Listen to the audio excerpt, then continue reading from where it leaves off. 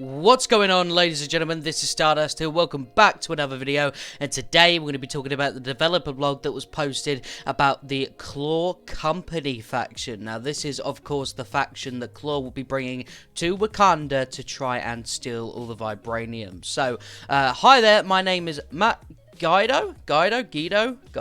I want to say Guido. And I'm a combat designer on Marvel's Avengers, focusing on enemies and bosses. As we approach the release of Marvel's Avengers expansion, Black Panther War for Wakanda, I wanted to give players a look at some of the new enemies we created and go over some new mechanics they introduced. By now, you've probably seen the crawlers, our arachnid-like robot enemies.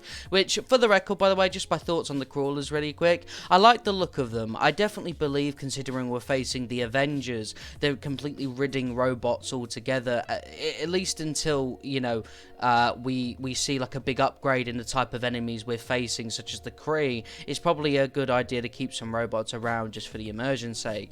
But today I want to talk about the Claw Company, a private army of mercenaries led by Claw, Ulysses Claw.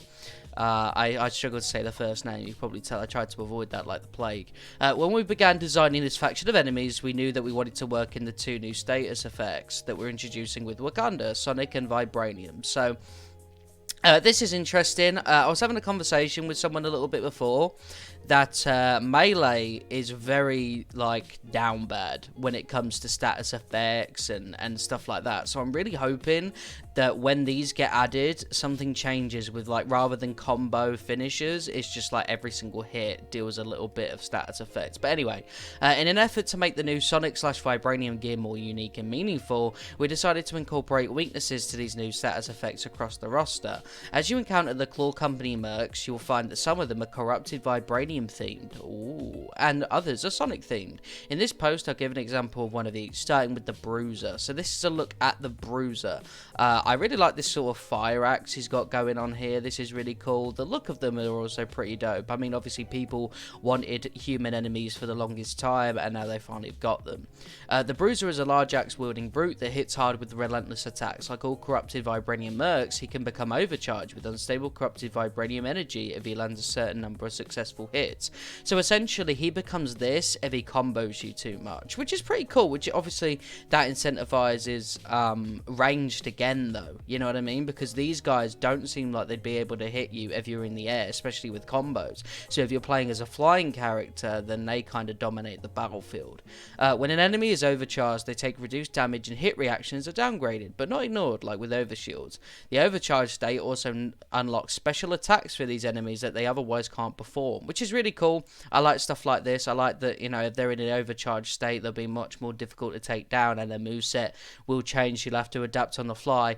Once an enemy is overcharged, they'll stay that way until they're defeated. Unless you have Sonic gear, Sonic attacks will bypass the damage dampening properties of overcharge, and triggering the Sonic status effects will dispel the overcharged state. So obviously, that to me tells me that, like, if you see these bad boys, if they go overcharged, if you've got some Sonic gear, then you will you'll be well on your way.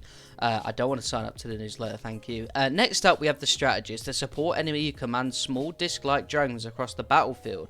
This is what it looks like, by the way, for people who are confused. To buff other Claw Company mercs or debuff heroes. These drones will orbit around their targets and can be shot down with ranged attacks. The Strategist prefers to stick to the sidelines, but they do have some attacks at their disposal. However, they need their drones to perform them, so if all drones are currently deployed or destroyed, their only defense will be the Sonic Aura, so I imagine that Vibranium will be helpful for this, but let's keep reading. The Sonic Aura is an ability that our Sonic-themed mercenaries can use when they feel threatened. While active, it behaves like a shield that would deflect projectiles and block melee attacks. Again, it feels like, you know, poor little melee attacks, you know, but at least it deflects projectiles as well, so it's not just completely one-sided. And then fire off a reactive Sonic Wave attack in response. It can only stay active for a short period of time, and then there's a long cooldown period, which is really cool, because what this can do, if you don't have Vibranium gear, which I'll read about in a minute, is that, like, obviously they activate this, and you've got to sort of avoid them like anything, you know what I mean? Like, you've got to make sure you dodge every single one of their attacks until they're able, you know, because it doesn't matter how many people you've got on your team, you know, obviously attacking this one person, it won't make a difference until the thing's gone down. However, if you have Vibranium gear, you can use attacks with Vibranium status on them to bypass the aura and even dispel it if you trigger the Vibranium status effect on them. There are more new enemy types coming in the expansion, but I'll stop here to say some surprises for the launch. I hope you enjoyed this peek into some of the new threats that await you in the War for Wakanda expansion, which is a free update for owners of the game. Thanks for reading, and I'm looking forward to seeing all your reactions to the new enemies. Now, this is really cool. As you can see in some of these photos as well, you get some of the environments. So like this is like an indoor area. You've got some of the outdoor areas and stuff like that, and it's really cool. So I'm looking forward to being able to fight these enemies and see what they bring to the table. However, that is not all, ladies and gentlemen, as we do have another glimpse at the atmosphere in Wakanda. As you can see, a new emote has been revealed for Black Panther, where he throws his spear to the ground and will sit on top and look out at any area he's in. But not just that, but you also see the lush, gorgeous back environments for Wakanda. Like, I'd imagine obviously none of these areas, as you can see here, are explorable, but you can see a little bit of the Golden City to the left, and of course, you know, all these gorgeous mountains and just environments, and it's so beautiful. And I really hope that when it comes to the official launch, everything's going to look just as good as this, because this is truly incredible. And honestly, if this is the Tomb Raider developers, so I expect no different when it comes to these sort of environments, but this really has nailed it out of the park. However, that is not all for the little glimpses we got of Wakanda today. The last clip we have to discuss today is Black Panther clearly going into Zawavari's casting sort of spell area, which you can see, and this is the first glimpse we've ever had of any sort of magic in Marvel's Avengers thus far, which is really cool to see. I really love it, and honestly, it looks a bit like a vendor area. Maybe he's potentially, you know, going to be a re-rolling system himself, like maybe he'll put enchantments on the gear or something like that. Maybe he's the cosmetic vendor in Wakanda somehow.